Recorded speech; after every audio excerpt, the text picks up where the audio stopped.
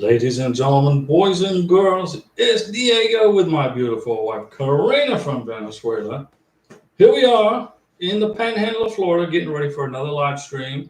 And our live streams are Wednesdays and Saturdays at 6 p.m. Central Time, US. And then I do a surprise live stream during the week. Okay? I'm not an immigration attorney. I don't give you any legal advice. I don't work for the State Department or USCIS. And I definitely don't work for those companies that charge you thousands of dollars or hundreds and hundreds of dollars to process a simple K-1 visa or a green card. And Uno Mikey is in the house. Hola, Uno Mikey. How are you? What's going on? He says, hello, Diego. We are good. I got the Cartagena hat here. Karina bought this for me in Cartagena, Colombia. When we were there on vacation for a week. We went there for a week's vacation. I got sick as a dog one day. I ate this breakfast. I don't know, it was on a street restaurant. I ate breakfast and I was sick for like 3 hours. So be careful what you eat if you go to Cartagena. Uno Mikey, I got 8 questions for you today. I've been waiting for you. Okay. Ocho preguntas para mí. 8 questions, that's all. Come on, 8 questions, that's easy. That's less than the consular officer asked at an immigration interview. So I'm sure you can come up with more than 8 questions, maybe 20 questions. But for every question, but I got my Mountain Dew ready to go. Okay, for you guys, so I don't get a sore throat with all this talking, because I'm going to be talking for about what, an hour? It's the weekend. It's fin de semana. Happy Saturday. Valiant Thor, remember our life is full of great opportunities brilliantly disguised as impossible situations. That's like those 2 astronauts that went to the space station using Boeing technology, right? Boeing technology, though, you know, now they're stuck in space. So how are they going to get back to Earth? Well, guess what? Elon Musk is going to probably have to be the person to go save them. Elon Musk, you know, he's got X, SpaceX, he's got Tesla. The man's a genius. The man's a genius. So Elon Musk is going to have to go rescue those 2 astronauts from the International Space Station. I'm sure. Let me see. Mapandano K Awake. Hi, Diego. How many days does a K-1 visa application stay at the National Visa Center after being approved by USCIS? It depends on what embassy your K-1 visa is going to go to. Now, if your K-1 visa is going to go to, let's say, Ghana, or let's say the embassy in Pakistan in Islamabad, or let's say, no, that's good enough, Nairobi, Kenya. Okay, well, it should probably be about 2 months. The embassy in Nairobi, Kenya are processing K-1 visas. Okay? Now, guys, whenever you ask me a question about how long does it take for this or that, it helps if you tell me what country we're talking about. Scuba, Mountain Dew, salute, amigo. Well, we'll give you one back right there. I got my Mountain Dew hat on, and I'll give you a Mountain Dew salute for scuba. Now, scuba, I thought that was a scuba diver scuba, but it's not a scuba diver scuba, right? You're a scuba, not from a scuba diving, but from, you have, what is it, a TV show or something? But you're going to get a Mountain Dew salute. Now I'm waiting on these 8 questions from everybody. Where are these 8 questions at? Double A. Hi, Diego. I want to schedule an interview in Armenia. Well, wait a second. Uno Mikey. That's one heck of a super chat right there. Uno Mikey. I like that. That's Mountain Dew stash for us next week. Uno Mikey. I submitted my MVC case number on August 3rd. And this Thursday it got approved. Mountain Dew salute. What's the next step? Should I send the embassy an email to check in? Since the case got approved Thursday, it's Colombia. The Colombia spousal visa. Okay, well, here's what happens, Uno Mikey, on a Colombian spousal visa with a DS-260. DS meaning Department of State. The National Visa Center is going to schedule the visa interview for you. Okay? But first, you got to get documentarily qualified. So are you documentarily qualified? Did you upload all your documents to the National Visa Center? The biographic page of your passport, your wife's passport, your tax returns, her birth certificate. have you uploaded these documents to the National Visa Center? And you're asking me, your case got submitted to the NVC on August 3rd, and Thursday it got approved. When you say it got approved, are you telling me, Uno Mikey, that you got documentally qualified? Is that what you're telling me?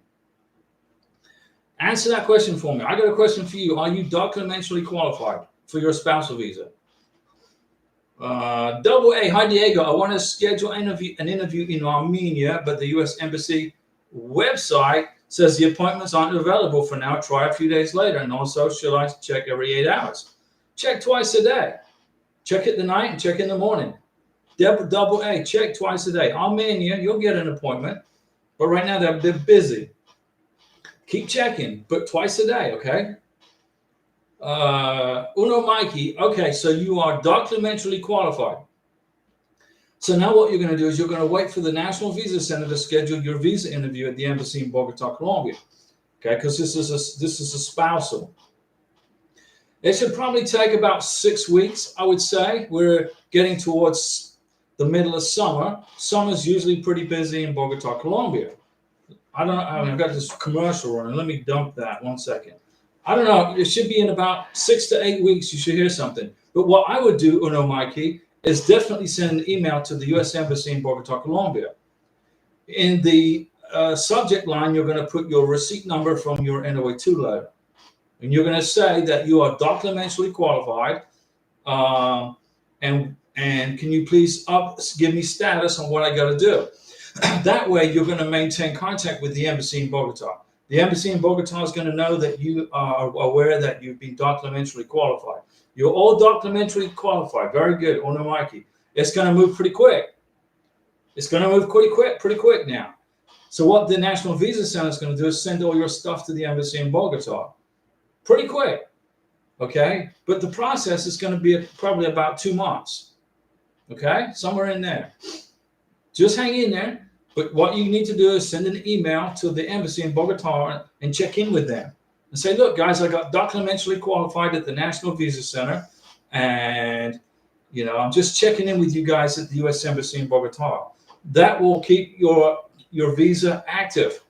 The embassy in Bogota is going to be looking for your package, your K1, your spousal visa paperwork from the National Visa Center. You're good to go, Uno Mikey. It was a pain in the what, right? Uploading those documents to the National Visa Center. Wasn't that a pain? You had to go in there and upload it and then wait for the little check, the little check, the little check, the little check, the little check. I have to say, good job to you. And Double A is trying to schedule an interview at the Armenian embassy, U.S. Embassy in Armenia. Just keep trying, okay? Mapping done, okay, awake. Karina's becoming so beautiful every day. Diego's taking good care of her. Always. I take care of Karina. Absolutely. Come on. I was told that I have 8 questions. I got 1. Where's the rest of them? Come on. I'm waiting for the rest of the questions. You said, oh no, Mikey, I got 8. That's 7. I got 7 more. You are documentally qualified. Your paperwork is gone to the embassy. It's going to go to the embassy in Bogota, but in the summertime. July and August, they're usually pretty busy. Okay, so don't be surprised if it takes maybe a month or 2 before you hear from Bogota. Uno Mikey, where to schedule the biometrics? Where did you go to do the biometrics in Colombia? How far apart to schedule it before the interview? Well, I scheduled Karina's biometrics when I scheduled her visa interview. Because we were in a K1 visa, we weren't in a spousal visa. So the biometrics, if the NVC is going to schedule your visa interview, they're going to schedule the biometrics also. And ¿dónde es edificio para biométrica? Where? ¿Dónde? It's at Porto El Dorado. It's close to Porto El Dorado. ¿Es cerca hospital or lejos? Cerca en Baja. It's close to it's very close to El Dorado International Airport. Where you go, Uno Mikey, where you go for the biometrics, well, not your beneficiary or your wife, it's very close to the U.S. Embassy, okay? and the embassy is going to schedule that for you. And then the embassy will send you a letter once they've scheduled your interview. The embassy will send you an email, not a letter, an email telling you what you got to do. The medical exam, for example. Dr. Dennis will do the medical exam on the 9th floor of the hospital. Is that donde es hospital? It's called La Cardio. The hospital is called La Cardio. And it's got a picture of a heart on the front of the hospital. Okay, and it's on the 9th floor. So your wife's going to have her medical exam on the 9th floor of the El Cardio, the hospital, and Dr. Dennis will be the person that does it. You've got through the hardest part. The hardest part was getting documentally qualified. So now basically what you're doing is you're waiting for the embassy to receive the paperwork from the NBC, who is then going to schedule your biometrics and your visa interview. And they'll send you an email telling you where to go, what day, what time, and the location. The biometrics is very close to El Dorado International Airport. It's very close. Okay, see? Yeah, it's very close. Karina says it's very close to the airport. So what we're doing now is we're going to be in a holding pattern, Mikey, with you. We'll help you through this, okay? We're in a holding pattern, and we're going to wait. You need to wait for the embassy. But what I would do is be proactive and send the U.S. Embassy in Bogota an email. Say, hey, it's me. I'm checking in. What do I got to do? Okay? Then that way, when you send the email, include your beneficiary, your wife's passport number. Include her passport number. She's Colombian, right? She's from Colombia, not from Venezuela, right? Put her passport number in the email, put her date of birth, put her full name, and then you sign off as the sponsor, your full name. Because if you don't identify yourself as the sponsor, the embassy won't respond to your email. But send them an email. And in the subject line, put the receipt number from your NOA2 letter. Scuba. Yeah, let me see. And how far apart to schedule it before the interview? It was about, for us, it was what? January, about November, about 2 weeks before? It's about 2 weeks before. 1 week. It was 1 week. So Karina's biometrics and a medical exam was 1 week before her visa interview.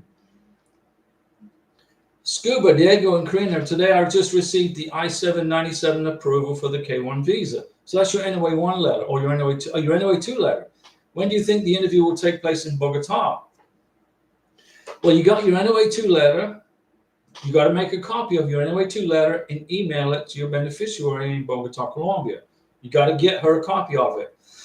Do you think the interview will take place in Bogota? Yes.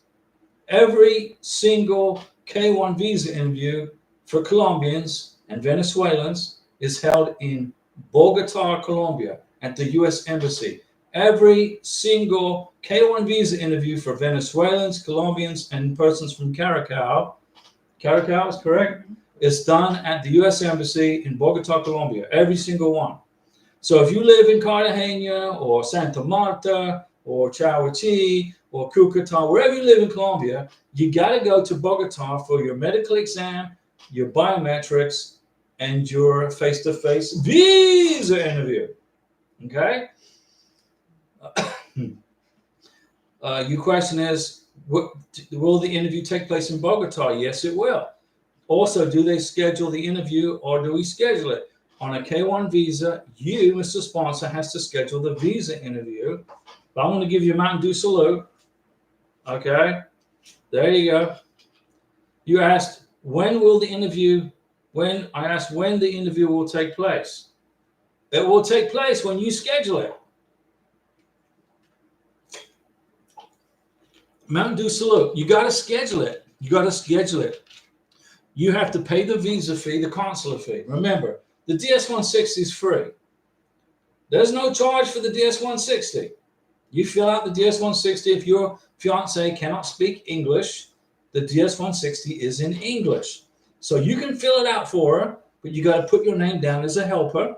On the form, DS-160 says, did you help fill out this form? Yes, you did. Okay, you put your name in there. And then you put your beneficiary's name at the bottom of the DS-160. That's an electronic signature. Then you submit it to the embassy, and then you print the confirmation page of the DS-160. Once you pay the $265 and the U.S. Embassy take it out of your bank, you're going to be able to schedule a visa interview and the biometrics. You schedule it, and then once you've scheduled the visa interview, you will also get an email from the embassy with instructions on how to do certain things. Well, you're going to have that already, okay? But you schedule it. But what I would do is send an email to the embassy in Bogota, in the receipt number, in the subject line, put your receipt number, okay? And your fiance's passport number, date of birth, full name, and sign it as the sponsor, okay? A lot of folks in here from Bogota, from Colombia. Okay, you understand, Scuba? You got it. Uno Mikey, do I need an Interpol report for my Colombian wife? No, you don't. Because I don't want to get hit with a curveball. No, we got hit with a curveball because Karina's from Venezuela. And Karina was living in Colombia for 6 years. Apparently, if you live in Colombia as a foreign national longer than 6 months, you get hit with a freaking Interpol police certificate. We had no idea. There's nowhere on the planet does it say that we have to do that. They just told us. So here's the deal. Your Colombian fiance does not need an Interpol police certificate unless she was applying for her K1 visa in, let's say, Peru, and she lived in Peru for a year. Let's suppose you got a Colombian lives in Peru for a year. You live in Peru for a year, you may need an Interpol police certificate if you're a Colombian. If you are a Colombian that lives in Colombia, who's never lived anywhere but Colombia, you don't need an Interpol police certificate, you need a Colombian police certificate. And she can get her Colombian police certificate online with her scheduler number. It's very easy, it takes 5 minutes. Print, print, print. So no, Uno Mikey, you do not need an Interpol police certificate. Only if your fiance was Venezuelan and had been living in Colombia longer than 6 months. Mependano K awake. How can you schedule a K1 visa interview and the case is still at the NVC? You cannot. You have to wait for the National Visa Center to send all your stuff in a DHL commercial airplane to the embassy. I believe you said was in Nairobi, right? You got to wait for the NVC to mail your stuff to the embassy in the country where you live. When the embassy get it, they will email you as packet 3, packet 4 email, and then you can start the process. Okay.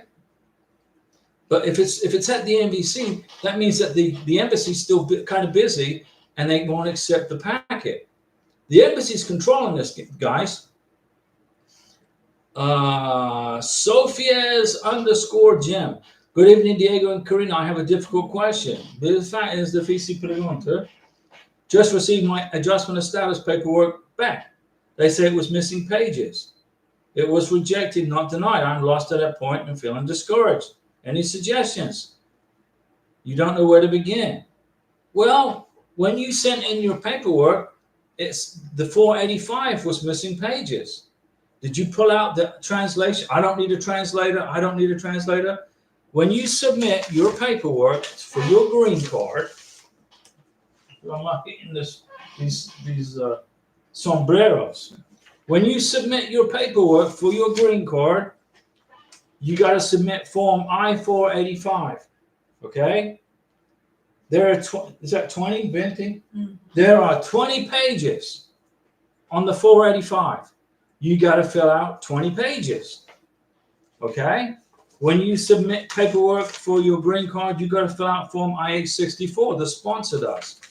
That is 10 pages. You got to submit how many pages? 10. So for the I-485, you got to submit 20 pages. For the I-864, you got to submit 10 pages. So if you have your paperwork here, let's say you got your I-485, right? Here it is. It's 20 pages. What some people do is they say, well, I don't need a translator. Nah, I don't need a translator. Don't need a translator. So they rip out the pages that says translator. They don't include it in their package. You got to. If you don't need a translator, you put NA, NA, NA, NA, NA. Okay? So you're saying you were missing pages. Well, what you need to do is reprint all those all those documents and redo it. Okay, go into this website right here. Here, just go in here. I'm gonna go in here. You know how to do this. uscis.gov/forms. Go in there. Look for the forms. The 485. Fill it out and print it. 864. Fill it out and print it. Don't miss any pages. If you don't include everything, you're going to get everything sent back to you. You don't know where to begin. Well, here's what you're going to do. You're going to begin at the beginning. You're going to go in and redo the paperwork, 20 pages and 10 pages, and get the medical exam redone. Redo the medical exam if you haven't done that. Uno Mikey, can I do a cruise with my spouse when she has a 2-year conditional green card? You can if you want, but I don't recommend it. Don't recommend it. I don't recommend going anywhere outside the United States on a 2-year green card. Because what does conditional mean? It means the Border Patrol can say, well, we're not going to let you back in the country because we don't feel like it. And you're going to go, well, why not? I don't feel like it. You're not permitted back in the country. You left the United States on a 2-year green card. I don't care if it was for a vacation. I'm just not going to let you back in. And they don't even have to give you a freaking reason. Here's what I recommend. If you want to go on a cruise, and that's a good idea, wait till you get the 10-year green card, okay? The 10-year green card is bulletproof unless you leave the country for a year. If you have a 10-year green card and you leave the United States for 12 months, then your green card is terminated, okay? If you have a 10-year green card and you leave the United States for 6 months, you're going to have one heck of a job trying to get permission to come back into the United States. You're going to have to prove all kinds of stuff. Well, my grandmother was sick. Okay, show me all the doctor's reports. Show me the medical reports. Well, this, and I forgot. I was on vacation. I was having such a good time. I forgot. It's not a good enough excuse. Okay? A 2-year green card is conditional. You stay in America until you get the 10-year green card. It's not long. 3 months before the green card expires, you can apply for your 10-year green card. So you only got to wait, what? There's 24, 23, 21 months. You waited that long for the green card in the first place, right? Don't leave America on a 2-year green card. Just my opinion. If you listen to me, guys, I'm going to save you big headaches. Nikita Ajani, if I have a travel permit and a 2-year green card, can I then travel outside the USA? You don't need a travel permit if you have a 2-year green card to travel. A travel permit, an advanced parole document, is a document that you use to travel on before you get your 2-year green card. Okay? So let me explain to you this way, right? Here's your advanced parole document. You don't have your green card. You're waiting for it. It's taking 5 months, 4 months, 5 months to get your green card. And grandma gets sick. Grandma wants to see you because she's sick. So you got your advanced parole document and you fly back to wherever country it is you were to go see grandma. And then you come back to the United States and you hope the Border Patrol will let you back in the country. You hope he will let you back in, or she. Then you get your 2-year green card. You got a 2-year green card. The advanced parole document becomes irrelevant because now you can travel on your 2-year green card. Your 2-year green card. You leave the country, grandma gets sick, you leave the country on your 2-year green card, okay? You go visit grandma, and then you come back to the United States. The Border Patrol can deny you re-entry. They can deny you re-entry if they want to on a 2-year green card. It's conditional. Just pretend you got an ankle bracelet around your ankle and you're on probation. And you got to check in with your probation officer every 2 months. That's what a 2-year green card is. Get your 2-year green card. Advanced parole document, you can travel on it without a green card. But I don't recommend you do that. A 2-year green card, you can travel on it with the advanced parole document you can throw in the trash because now you got your 2-year green card. I don't recommend you travel on a 2-year green card. If you got to go home and take care of business, do it on your 10-year green card. That's what I'm going to say. I'm going to tell you that just for you, just to help you guys understand that you are in America on a 2-year green card on probation. Okay.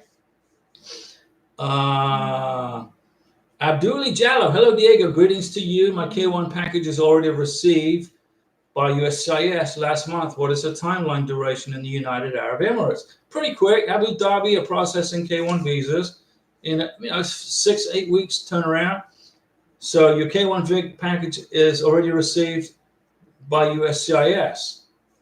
So what stage are you in your, have you received your NOA2 letter? Has your K1 visa been approved by USCIS? Where are you at in the process? Uno Mikey, my wife and I don't have the same last name. We got married during the COVID. We will change her last name when she gets to America. What do I need to do to change that when she gets to America? Well, here's the deal. Because you're already married, your green card is going to be issued from the embassy. The U.S. Embassy in Bogota is going to be the green card person that produces the green card via the State Department. But so what I would do is when your wife goes to the visa interview at the embassy in Bogota, she needs to ask the embassy to put your last name on the green card. Okay, that's the only way I can see that you can do this. Because if you come into the United States on a K1 visa, you change the last name on the 485 on page 1. But if you're already going to get married, you're already married. When you go to the K1 visa interview in Bogota, your wife says, please, I want to change my name to my husband's last name. Please put my husband's last name as my surname on the green card. That's the only way I can see to do it. Okay. Now, I don't know. How long have you been married? Have you been married longer than 2 years? If you've been married longer than 2 years, your wife's going to get a 10-year green card. Automatic. She's going to get a 10-year green card.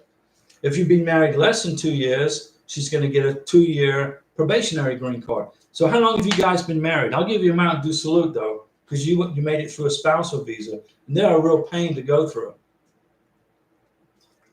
You've been married for 3 years. Okay. So your wife is going to get a 10-year green card. When you get to the embassy, they're going to produce a 10-year green card for her. The way to do it, the way I would change it would be, I would ask the embassy consular officer, your wife needs to say, can you please put my husband's surname on my green card? Ask the consulate to do that. Okay? That's the way to do that. The other way would be does she speak English? Can your wife speak English fluently? How good is her English?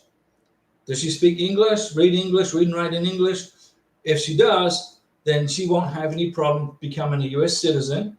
When she applies for U.S. citizenship, if she decides to do that, then you can put her surname, your surname as her last name on the N400 for U.S. citizenship application. That's another way you can do it. When you apply for U.S. citizenship or at the consulate interview for the green card, for the 10-year green card. You've been married for 3 years, your wife's going to get an automatic 10-year green card, okay? Good deal, right? That's a good deal. It's going to be mailed to your house in the United States, wherever you live. Uno Mikey, on 1 to 10, she's like 6. So she's pretty good at speaking English. She's not too bad. By the time she's ready for U.S. citizenship, she should be on board. She should be able to pass an interview real easily. Then that's when you can change her last name also to your last name. Okay? But everything depends on the consular officer in Bogota changing it on the green card for you, because those are the folks that will process your green card. Okay? Scar YT, I have received my work permit approval and it's been 1 week and it didn't come yet. 1 week? That's all? Krina waited 3 months for her work permit, and that was during the downtime, in the wintertime. It takes a long time to get a work permit, 3 or 4 months. It's not like, you wake up and a week later you got a work permit. There's probably 70, 80, 100,000 people going through this process. Let's say 100,000 people. That's more than a football stadium on a Super Bowl game. That's a lot of people. That's a lot of work. Just imagine being a consular officer, being an immigration officer. They have to review all of this paperwork day after day after day. It's not a fast process. It's not fast, okay? Scar YT, but I received the approval. Yeah, you got the approval. Good job. You got approved. Now they're going to produce the card for you. Where do they put? Okay, you guys know where they do the cards, right? Where do they make the work permits? Where do they produce the work permits? Where do they create the green cards? Where do they make the green cards? Do you know? Corbin, Kentucky. The General Dynamics is a company that has been contracted by USCIS to make green cards and work permits. They've got like 400 employees in Kentucky. Once it gets up to Kentucky, once it gets queued up in the line, and they do whatever they do is highly technical, they will create the work permit for you. Give it a couple of months, okay? Give it time. It's not fast. Nothing's fast in immigration. The only thing that works fast in the U.S. government, okay? The only thing that works fast in the U.S. government is if you owe them money, the IRS. If you owe the IRS money, they're going to take your money as quick as you can shake a stick, okay? That's about the only thing that works fast in the U.S. government. Uno Mikey, do I need to pay for the visa interview even though I'm doing a spousal visa? Yes. You have to pay for the spousal visa. You have to go online and do it. Did you not do that didn't the NVC mention that to you? You could probably pay, your wife can probably pay for it on the day of the interview because it's a spousal visa. So you didn't have to pay to schedule. Because you're not scheduling the visa interview, the NVC is scheduling the visa interview. They're going to send you a letter, an email with directions on time. When they schedule the visa interview, you're going to get an email. They said it will take about 2 weeks. Yeah. Well, 2 weeks could be 4 weeks. It's summertime in Bogota. But let's suppose it's 3 weeks, okay? You'll get an email from the embassy, and they will give you directions on how to pay for the visa interview. Okay? What you're actually doing is you're paying for the green card, not the visa interview. Are you going to pay for the interview and the green card? It's a different process in a spousal visa. But you'll get an email from the embassy telling you explicitly how to do it. And then you click on the links, boom, boom, boom, boom, and then you do it and you pay with your credit card. Don't use your credit card to pay for a green card or a K-1 visa if you're under a K-1 visa. If you come to the United States on a K-1 visa, do not use your credit card to pay for it. Use a check. Same for the K-1 visa application. When you apply for your K-1 visa in the United States, use a check. Don't use a credit card, okay? They said it may be taking 2 weeks. That's for the work permit? Let's hope so. Uno Mikey, you'll get an email with the directions, okay, on how to pay for the spousal visa and the green card, okay? And what the embassy is going to tell you is if you don't pay, if you wait till the United States to pay, then you won't get the green card until you pay. So it's better just to pay the embassy. But you'll be directed on how to do that. They'll explain it to you, okay, on how to do that. They're not going to leave you in the dark with you trying to figure out how to pay for this green card application. Because your wife is going to get a green card, a 10-year green card, okay? You pay for it and do everything at the embassy. It's what I'm pretty sure is going to happen. I think maybe you can pay, and if you pay at the embassy, you can use your credit card, but they can. I don't know if they accept dollars or not. I don't know if they accept cash. They might do that, but it'll have to be in US dollars. They won't accept Colombian pesos. So you couldn't pay it in pesos. You have to pay it in dollars or use your credit card at the embassy, okay? And Scar YT, how long will it take to get the work permit after approval? They mentioned 2 weeks. It's going to be longer than 2 weeks. But if you can get it in 2 weeks, I hope you do. I really hope you get it within 2 weeks. But they're busy, busy, busy folks. and it will come from Corbin, Kentucky. Look, I don't know if you have that application or the email. Does the U.S. Postal Service, did you sign up for informed delivery? If you did, then you're going to get an email from the U.S. Postal Service with the tracking number telling you that your work permit has left Corbin, Kentucky, and is on the way. If you have informed delivery, USPS informed delivery, I recommend it, because then what happens is when you wait for your green card or your work permit, you'll get an email from Corbin, Kentucky from the post office, and they'll tell you it's on the way. Oh no, Mikey, is this the place to pay for the visa? Is what place? Where? What place? Oh no, Mikey. I think you have to pay for the visa interview at the embassy in Bogota for a spousal visa. You pay, but you're going to get an email. You're going to get an email from the embassy with directions. And they're going to give you links that you can click on, and you click on the links, and that's where you do the payment. They'll direct you to where to make the payment. Okay? I believe on a spousal visa, though, you can pay at the embassy. But more than likely, your wife's going to have to go to a bank in Colombia, and she can pay with Colombian pesos at the bank and get a receipt, a MERV receipt from the bank. Okay? She can go to a Colombian bank. The embassy will tell her which one. She pays for everything there. They give her a receipt. She brings that to the visa interview that is scheduled by the National Visa Center. Okay? You got it? It's not complicated. It's just a little time. It's a little stressful because you're in an unknown. But we're going to give you some sprinkle. We're going to sprinkle some pixie dust all over your spousal visa. Okay. That's all. That now you're going to get the email pretty soon from the embassy in Bogota. But what I would do is email them first. Your question is this the place to pay for the visa? Where? You pay for the visa either at a bank in Colombia with Colombian pesos. You either pay with Colombian pesos at a bank, and the bank gives you a receipt, or you pay with your credit card from the email that the embassy is going to send you. Okay? U.S. Embassy is going to tell you how to do this. What I would do is email the embassy in Bogota, Colombia, put the receipt number in the subject line of the NOA from your NOA2 letter, put in the body of the email your wife's full name, her passport number, date of birth, and then and then sign it with you as the sponsor. They'll get it, and they'll say they'll either do one or two things. They'll email you back and say, we haven't received any information from the MVC yet. Please try back in a couple of weeks. Or the embassy is going to say, yeah, we received your package. We're in the middle of processing it. Please wait. That's how it's going to work.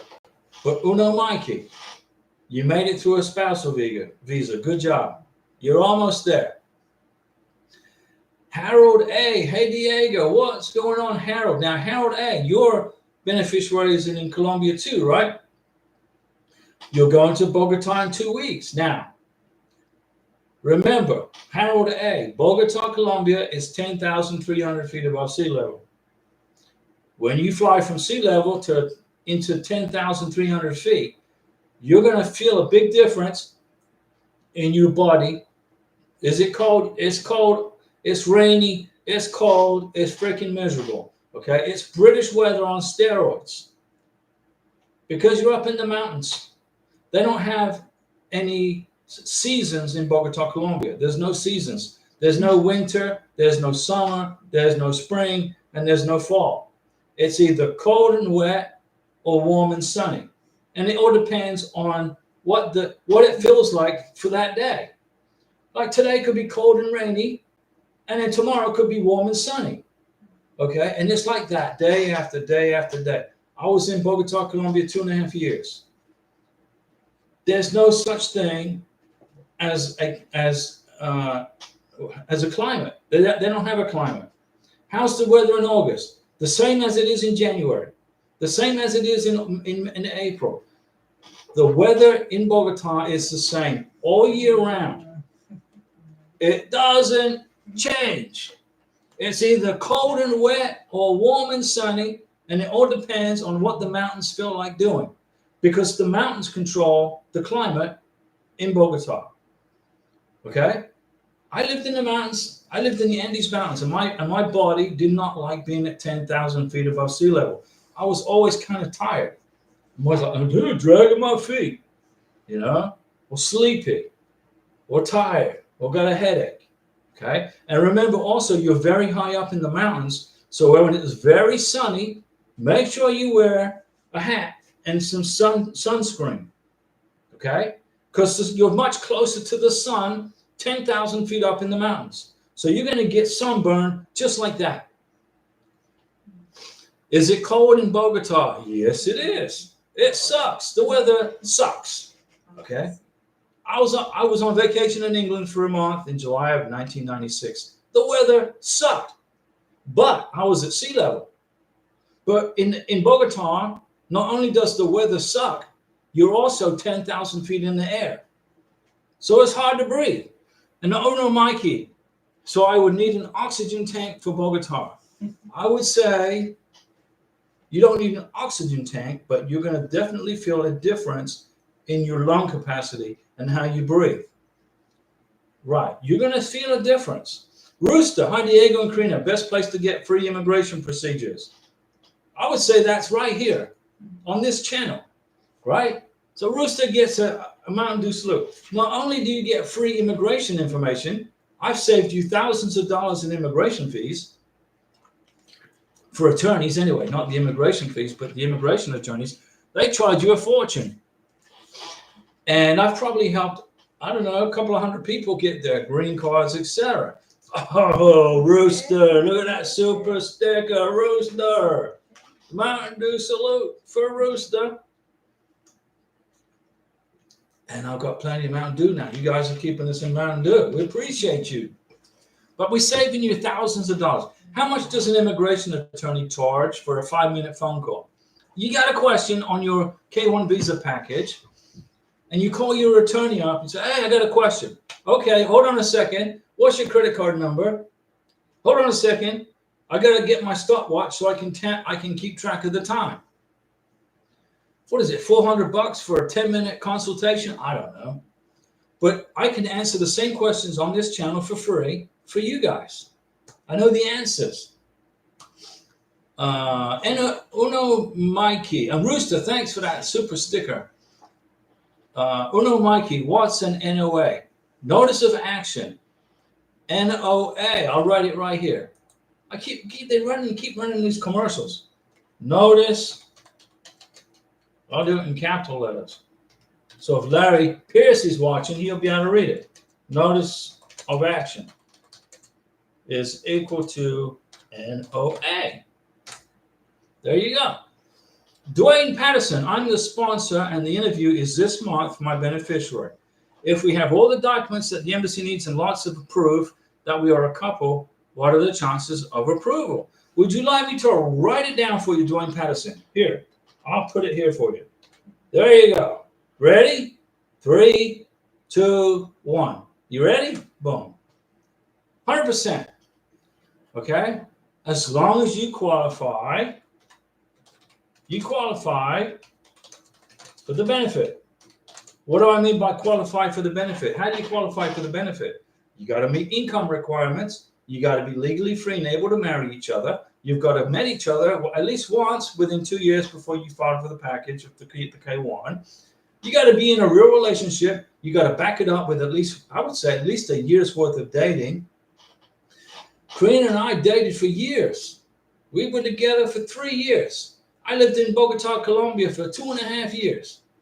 Okay? We had so much evidence to give immigration, we had to fill it in binders. We had books of stuff. We made trips together. In order to qualify for a K-1 visa, you got to be in a real relationship with your beneficiary. You want to love it. You got to love each other. You want to get married, right? You got to prove it. Immigration don't take your word for nothing. You got to keep your evidence. You got to keep your proof of your relationship. So how do you do that? Karina and I flew to Colombia 5 times. I lived there 2.5 years. In Bogota, up in the mountains where I couldn't breathe hardly, and the weather sucked. I'm in Florida. I'm used to sunny, warm weather. Okay? I don't like being in cold, rainy, crappy weather. Bogota is cold, rainy, crappy weather. But you know what? I stuck it out. I didn't want to be separated from Karina. I didn't want to be away from her. So I sacrificed that. But I kept all the evidence of our relationship. We went on trips together. I got so freaking sick and tired of the weather in Bogota. I asked Karina, I said, hey, where can we go on vacation for vacation where there's freaking sun and water and beaches?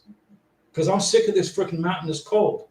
And Karina said, well, how about we go to Cartagena or Santa Marta? I said, Cartagena sounds good. I said, how do we do that? She goes, well, she got her phone. She booked 2 flights on Avianca to Cartagena. So the first thing I did was I Googled the weather in Cartagena. 95 degrees. I'm in on that. And I said, is there any mountains in Cartagena? No, there's no mountains.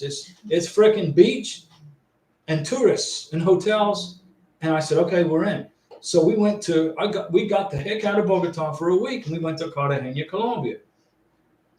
We kept our receipts of our plane tickets and pictures, and we had a blast. And Uno Mikey thank you, Uno Mikey, Mountain Dew for Karina. Mountain Dew salute for Karina from Uno Mikey. Thank you, Uno Mikey. And Karina's going to give you a little hug right there. There you go. So we went to Cartagena for a week, and we stayed at the Ibis Hotel on the Caribbean Sea. And I was so happy to be at sea level. I was so happy to be on the beach. And I was so happy that it was hot and smut and horrible weather. Karina's like, man, it's so hot. I said, yeah, wait till you get to Florida. We stayed there. We went to Cucuta on vacation, which is on the border of Venezuela. I wanted to see Venezuela. Karina's from Venezuela. I wanted to see Venezuela. So we went to Cucuta, and over in the distance, I could see the mountains of Venezuela. We stayed at the hotel in Cucuta. Okay? It was 85 degrees at sea level. I was back in Florida again. And I put my foot over the line into Venezuela, then I put my foot back just in case I got arrested by Maduro's paramilitary thugs. But it was great. I kept all this evidence, plane tickets, boarding passes, hotel receipts, all of this stuff, pictures.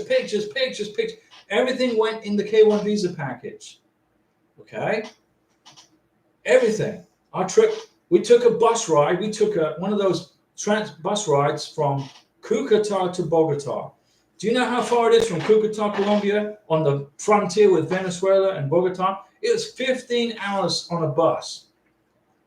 And I tell you what, I've never been so much car sick in my life. But it was fun. I went up the mountains, down the mountains. We kept the bus tickets, and then we put it in the K1 visa package. Okay? I even wrote a little letter about how I was car sick or bus sick. Because it's like this, up and down, up and down, up and down, up and down. My head was killing me. But who else can say they've been on a 15-hour bus ride across the mountains of Colombia? The whole country, pretty much. Uno Mikey, everybody, thank you for those super stickers, guys, and super chats.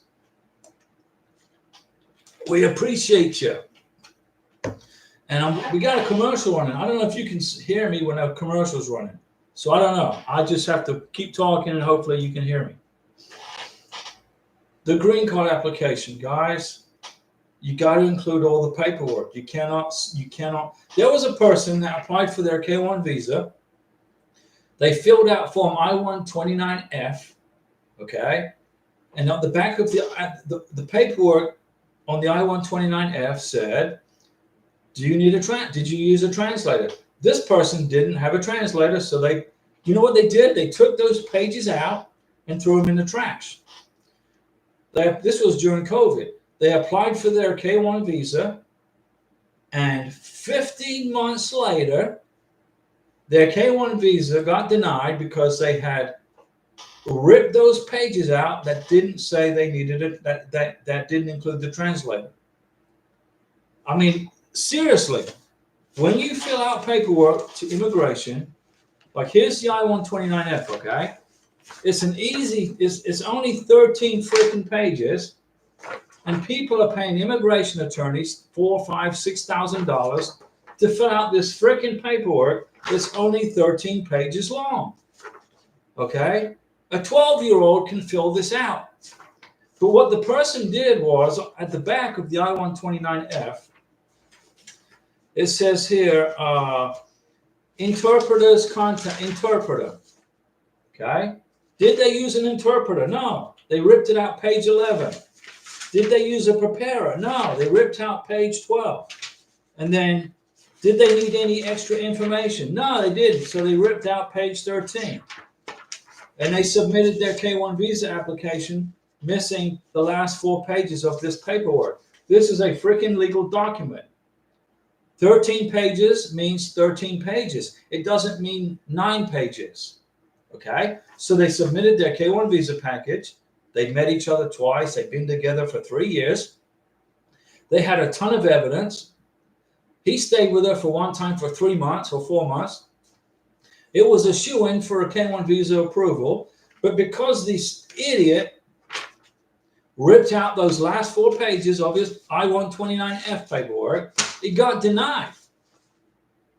He had to redo the whole thing and wait over from the beginning. Don't do that, okay? Don't do that. The paperwork's simple. For a green card, for a K-1 visa, for a spousal visa, it's not difficult. Although the spousal visa requires more attention, really, because you have to upload documents to the National Visa Center, and you're at the mercy of the National Visa Center. So, Dwayne Patterson, 100% you'll get your visa, okay? Harold A., my fiance is really nervous.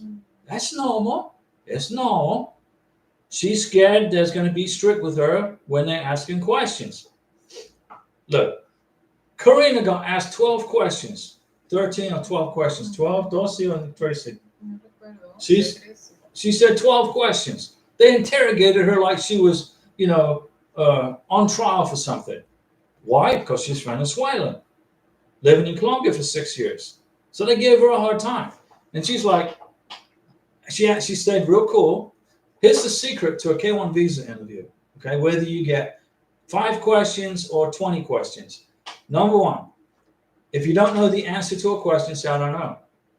Don't make up some stupid story to fill in a little blank hole for the immigration officer or consular officer. If they ask you a question at the interview and you don't know, say, I don't know. Okay, next question. They are going to be strict with you. Okay, they were strict with Karina because she was from Venezuela, living in Colombia. But the thing was this: she had a cedula approval. The president of Colombia gave Karina permission to live in Colombia. They gave her 10 years of asylum. Right? You got a 10 años cedula. They gave her a 10-year green card, I guess you call it. But the U.S. Embassy still gave her a hard time. But did she get flustered by it? No, she didn't get flustered. She just kept answering the questions. Boom, boom. They asked her, do I have a brother? Yeah, I have a brother. What's his name? She told him his name. They asked her, where do you live in the United? Where will you be living in the United States? She told them the address, even the zip code. They went, dang, you even know the zip code. They asked her, have I ever been to prison? I mean, that's a stupid question, right? They've got my FBI. They did my FBI background check at the National Visa Center. It's on their computer. They can see my FBI background check on the computer. The only thing I got in trouble for was a speeding ticket in Santa Fe, New Mexico 23 years ago. It was on my FBI report. The Karina said, no, I've never been to prison. They already knew that. Why would they ask her that stupid question? I don't know, but they already knew. They asked the questions, what job do I have? How much money do I make? They asked her 12 freaking questions. And they asked her, how did we establish our relationship? How did we start our relationship? And she said, well, we've been together for 3 years almost. 3 years. We've been up. And then he said, how many times have I been to Colombia to see Karina? He said, how many times has your sponsor been to Colombia to visit you? She goes, 5 times. Where is he now? Well, he's at home. He's here in Colombia right now. but he's sick. He's got freaking mountain sickness. He's got this 10,300 feet above sea level sickness, and he's got the flu, and he's in bed, or else he would have been here at the embassy interview, but I was too sick to go. He said, okay. So he writes in the computer. He said, okay, Karina, how did your relationship develop? Well, we've been dating for 3 years. He made 5 trips in blah, blah, blah. And then he said, and then he wouldn't let her finish a sentence. He wouldn't let her finish a sentence. And she said, are you going to let me finish or what? You asked me a question. Do you want me to answer it or not? And he said, no, you're good. Your visa's approved. That was like question 12. Huh? It was through a telephone. Karina said that the visa interview was by telephone. She's on the phone here. He's on the phone here, and there's a piece of glass between. And she passed the visa interview. Then they threw this curveball. Oh, your visa's approved. Congratulations. Welcome to the United States. Oh, by the way, we can't issue you your passport with a visa until we get an Interpol police certificate. And Karina said, here's my Venezuelan police certificate. Here's my Colombian police certificate. What the heck else do you need? Well, we need an Interpol police certificate. She said, what the hell is that? We had no clue what it was. And Karina's like, what the heck? And it took us 4 weeks to get the Interpol police certificate. The embassy told Karina it would take 3 months. And she's like, heck no. 3 months? Yeah, right. She got it in 4 weeks. She went down to the Interpol police department, the Interpol in Bogota, and she said face to face, she goes, hey, I need an Interpol police certificate. The U.S. Embassy in Bogota's got my passport. I can't leave the country. I need an Interpol police certificate. Why do you need it? Oh, because I'm Venezuelan. Okay, we'll get it for you. Then she said, how long will it take? They said, maybe a couple of months. She goes, no. I'm not staying in Colombia another few months. I want it like tomorrow. But it took 4 weeks. She made 3 trips down there. I went down there with her, and she went on the phone to the colonel of Interpol. She's on the phone with the colonel, the guy that runs the whole freaking department in the whole country. And she said, look, my passport's being held up because of you. I need my Interpol police certificate. Boom, she got it about 7 o'clock that night. Then I emailed it to the embassy, okay? And then they processed Karina's K1 visa the next day, and we went and picked it up. But it was a pain in the, you know what? So you've always got to be ready for those curveballs, okay? But don't panic. Don't panic. Stay calm. Uno Mikey, I asked my wife what my home address is. She only told me Orlando. Should I be worried? Orlando's not going to cut it. She's going to need to know what address, where's she going to live in Orlando? The number, the street name, and the city, and the state. Don't worry about the zip code. You live in Orlando, that's Orange County. That's Orange County. There's 67 counties in Florida. You live in Orange County. Rooster, does the embassy packet 3-4 email date override the date on the NOA2? Yes, it does. It does. Karina's NOA2 letter expired September 16th, 2023. Her NOA2 letter expired. Boom. But I maintained contact with the embassy, and then I got the packet 3, packet 4 email. Then I scheduled the visa interview in Bogota, and that overrode the NOA2 letter. And don't worry about it. If the packet 3, packet 4 email will override the NOA2 letter as long as you maintain contact with the embassy. Okay. Even sending an email to the embassy in Bogota will extend your NOA2 letter because you're showing proactive processing with the visa, okay? Date on the NOA2 expires August 2024. Embassy email dated 9 July 2024. Letter says good for a year. There you go. You guys are learning so much, right? You're getting to learn a bunch of stuff here. Harold A., do they tell you right there and then when the visa is approved? Yes. You go to the visa interview at the embassy in Bogota. There's a plastic window. Your beneficiary is going to be on the phone here, and the consul officer can speak English and Spanish. He's going to be on the phone here. When you pass the visa interview, they give you a piece of white paper. Here you go. Welcome to America. If you need extra information, like Karina needed an Interpol police certificate, they gave her a yellow piece of paper, which was a 221G temporary hold on your visa till we get the Interpol police certificate. She goes, thank you very much. If Karina had not lived in Colombia, let's suppose Karina lived in Venezuela and then flew from Venezuela to Colombia for her visa interview. She wouldn't have needed an Interpol police certificate. And they told her that. They said, if you didn't live here, we wouldn't even look for the police certificate from Interpol. You'd be good to go already. She's like, well, what the heck? What the heck? They tell you at the window if you pass or fail, okay? Approved or denied. They tell you right there and then. Harold A., do they tell you? Yes, they do. Rooster tried to email the embassy, but their email, but no luck, will send. So email NBC instead. Okay, you can do that. That will extend your NOA2 letter. I have a Manila case number, but the email for the embassy on the packet 3 email will not work. What the heck? You got to use the packet 3 email to schedule the visa interview in Manila. That's how you do it. They send you to a US Travel Docs account. Rooster, I have a Manila case number. You should be able to do it through the packet 3, packet 4 email. April Flower, hi Diego. Hope you and Karina are doing well. Yeah, we are good.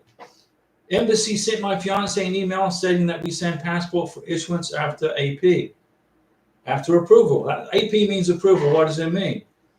So the embassy sent your fiance an email stating that we will send the passport for issuance after approval. Well, April Flower, how long does it take for the passport to return from the embassy? It depends on what country. Remind me, April Flower, you got to remind me what country. Please tell me what country. I got lots of people, guys. I try to remember everybody's country, but sometimes I forget. April Flower, what country are we talking about? Was it Abu Dhabi? Right. So not much longer, and he will get his K1 visa. Probably 10 days, 14 days, probably the most. So you got an email saying that we'll send the passport for issuance after the approval. Well, what you're going to do is you're waiting for the approval. That's all you're waiting on, right? Isn't your fiance from Iraq? Isn't he from Iraq? David Magny, Diego, but did they put as a requirement that Interpol police certificate on the letter from the embassy, or just made it up at the interview? At the interview. They made it up at the interview because Karina is from Venezuela. They told Karina, if you hadn't been living in Colombia for 6 years, you would not need an Interpol police certificate. They told Karina, if you lived in Venezuela and you got on a plane, flew to Bogota, okay, came to the visa interview, you would have just needed a Venezuelan police certificate.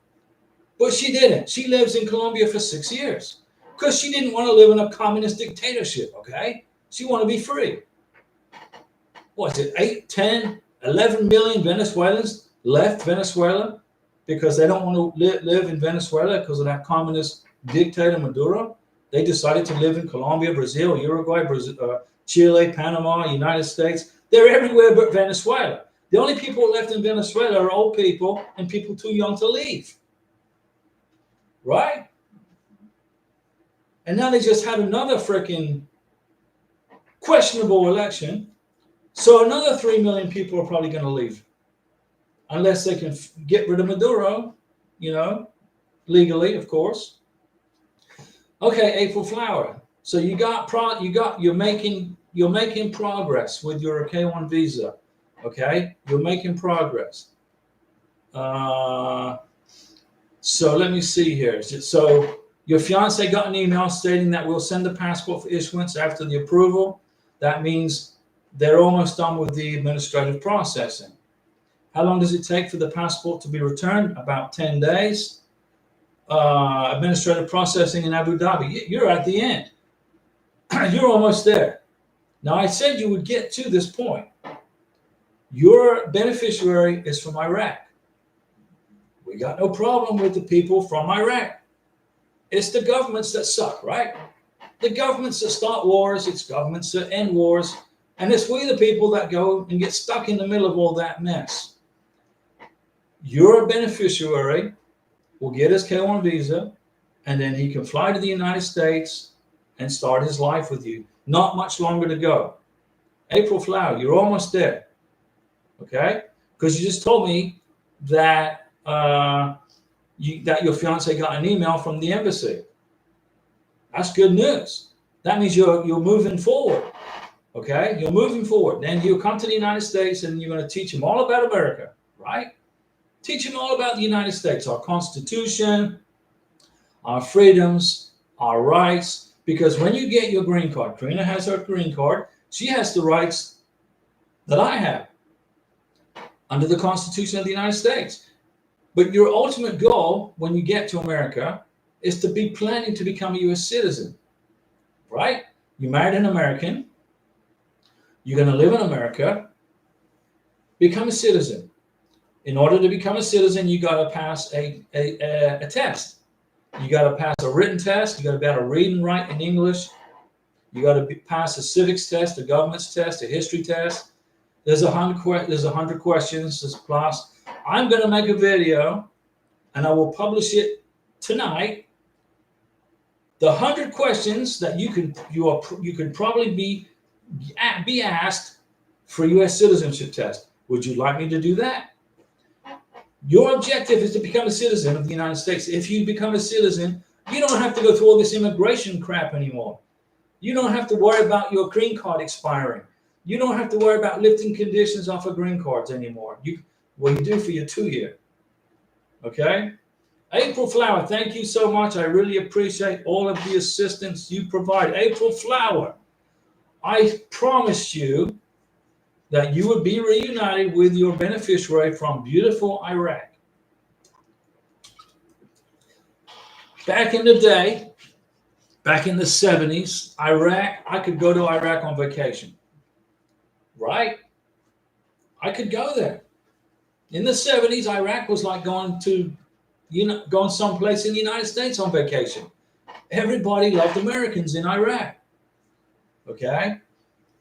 Saddam Hussein kept Iran blocked over here. He basically kept a good control of the country. He may not have been the greatest president for Iraq, but let me tell you something. He kept the country running and free, right? Okay, so he had a gold set of golf clubs. Whoop-de-doo. Okay, when Saddam Hussein went away, the whole Middle East basically went into turmoil, right? Because he was the blocker. He kept Iran in check. He kept Syria in check. And he said, hey, don't, yeah. And the United States were friends with everybody, just about. Even we were friends with the Iranians in the 70s, right? Everything was peachy cream. Now look at the world. The world right now is in chaos. April Flower, thank you so much. I really appreciate all your assistance. We're going to get you reunited. We're going to get your beneficiary to America, and you're going to get married, and everything's going to be good. David Magny, Diego, but did they put as a requirement that the Interpol police certificate on the letter from the embassy, or just made it up at the interview? It happened at the interview. We had no idea. There was no record on the embassy website. There's no record on the U.S. Embassy website for Bogota. There's nothing about Interpol police certificates anywhere. It just appeared like an extraterrestrial. It's like you're driving down the road and a big spaceship flies over and then sucks you up into the spaceship, and they do medical experiments on you, and then they put you back in your car. That's what it felt like. I'm like, damn, we just got probed. But you know what? Karina, she is very strong, very, very diligent. She didn't panic. She kept a cool head, and she got her Interpol police certificate in 4 weeks, not in 3 months. They told her it could take 3 months. She said, oh, no. She was down at Interpol basically once a week, and she's calling them, and she's face to face. I said, hey, let me go with you. I want to check this out. So I went down to Interpol with Karina. She walks in there like everybody knows her. Hey, hello, hola, ¿cómo estás? I'm like, hey, they know you here, Karina. And she got on and they got so sick of seeing her. They got so sick and tired of her being there. They put the colonel on the phone who runs the whole damn Interpol for Colombia. And he said, what do you need? She said, I need my police certificate. He said, okay, I'll get it. Why haven't you got it? She goes, because you people here won't get off their backsides and produce it. They're busy. He said, I'll make them unbusy. So the colonel calls the lieutenant, and then he tells the lieutenant, you better have that police certificate for Interpol in Karina's email by today. 7 p.m. there it was. I sent it to the embassy in Bogota. Next day, her visa was issued. You gotta be proactive, okay? Gotta be proactive. Okay, guys, I've been talking for an hour and 10 minutes. Do you have any questions? I had like 8 questions. Where are those 8 questions at? I answered like 4 of them. Oh no, Mikey, what's the email for the embassy in Bogota? The email for the embassy in Bogota. I wrote it down somewhere. Let me see. I know I wrote it down because people were asking me for it. So I wrote it down, and now I know where I put it. I can't remember where I put it. I knew I was going to get that question. It's on my cell phone, but let me see if I can find it. I don't have it. I'll get it to you on the next live stream, okay? But I think it's, I have it, but I'll get it to you on the next live stream. Huh? Oh, it's Bogota. Karina remembers it? No. Go ahead, to escribo. What is it, Bogota? What is it, Bogota? What is it? No, let me write it. What is it, Bogota? Immigrant visa at what was it? What is it, at state.gov? Was that what it was? Or is it state.gov? I don't know if this is it right here, but this is pretty darn close. Bogota IV, which is immigrant visa unit, state.gov, at state.gov. That could be it. But on the next live stream, I'll give it to the correct, that could be it, but I'll give you the correct email address on the next live stream, okay? Any more questions? April Flower, you're about to get reunited pretty soon. Rooster, you should, let me see here. You're working through Manila, right? Harold A, don't panic over the K1 visa interview at Bogota, okay?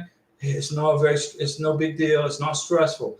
It's only as stressful as you make it, okay?